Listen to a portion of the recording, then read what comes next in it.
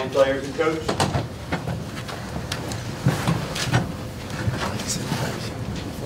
Sam, talk about coming back here and playing on the big stage again. Really exciting. When I think about it overall, it just makes me think about the guys that have come through our program since we got there.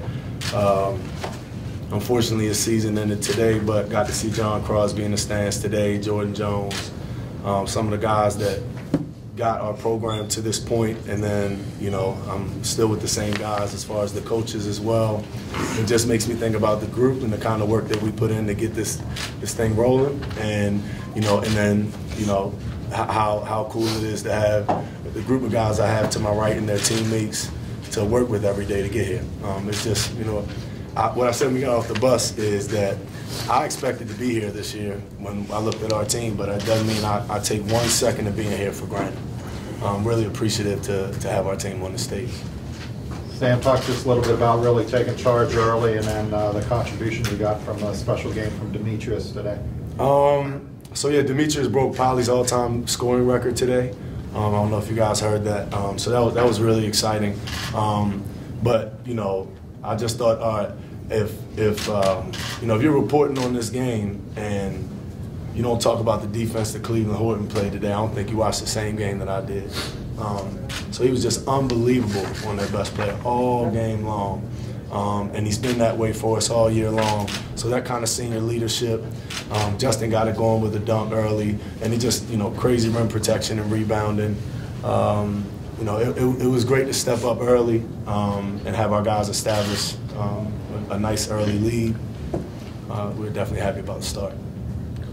Demetrius, all-time leading scorer of Poly. I'm not sure if it was on that windmill dunk that you broke the record, but they announced it right after that big windmill dunk. Yep. Talk about you know, doing that on the biggest stage. Man, it was a big play for me. I've been playing here for 4 years. It's just been unbelievable 4 years that I've been here playing at Poly, and going out my last season, I wouldn't rather do this with nobody else.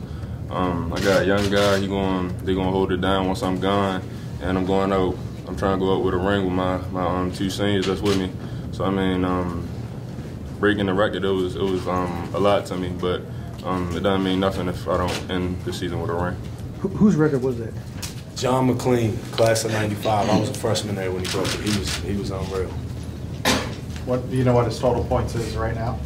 John was 1492. So at 25, he broke it. So he was at 1493 with 25. What did he end with? 30. 1498, math teacher. How many points did you have in your career, Coach? Nowhere near that many. I didn't play. I wasn't fortunate enough to play my senior year at Poly. Justin, what are your thoughts on coming here and getting this big win and playing for a state championship? Playing with these group of guys all year long has just been a learning experience. It's just been fun, really. Playing with D, he just like showed me what all this about. Playing hard for the whole game, 32 minutes. It's been good. Cleveland, you were here last year. Yeah. What's it mean to come back here and play in front of everybody for another state chip? I mean, it means a lot. It's a lot when you come out here and you playing with your family and you're out here winning. Cleve, Coach, I want to come to you guys about your performance, guarding Boyles, dynamic scorer. What were some things in film or whatnot that you know, honed in on and you felt like you succeeded with today guarding? I know he likes to go left a lot. I mean, get down right too. It was a great scout by my coaches. They told me everything. He likes to pull up. So I just followed that scout and went out there and executed. You know, I think that Boyles is a heck of a player, and it's a tall task to stop him. And you need somebody that's got a whole lot of dog in them. And I haven't coached anybody on the defensive end with more dog in them than Cleve. So, you know, we talk about tendencies from watching film. We talk about, you know, what the team likes to do to get their best player in the right spot. But if you don't have those kind of guys out there to execute the defensive plan, I mean, Justin's rim protection, when he's on the defensive end, he rim protects like he's 6'10", and then he's a matchup problem like he's 6'4" on the other end. So, you know, when he's doing those things, it helps it helps a lot to have, a guy like Cleve put that kind of pressure on, and know Demetrius can come from the weak side and get a big time block. Justin, the same thing, and then Amani Walker today was all over the place. Finished with 11 rebounds, a couple big blocks, and contested the rim. So, it's a team effort, as everything is, but it's definitely started with Cleve's ball pressure and his attention to the scout. Your thoughts on Mill for Mill? They won a lot of games this year against a lot of really good teams. They're tough. I think they match up size-wise with us, athletically. They're a high-level team.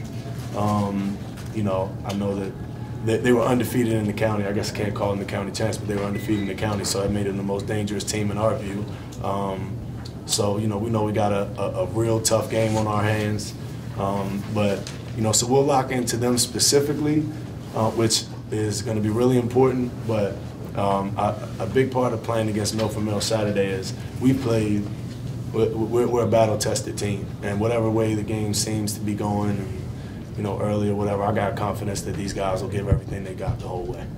Demetrius, can you talk a little bit about that too? Just the fact that you guys have been through a lot of big games and gone through a lot of different situations. Yeah. As far as helping come Saturday.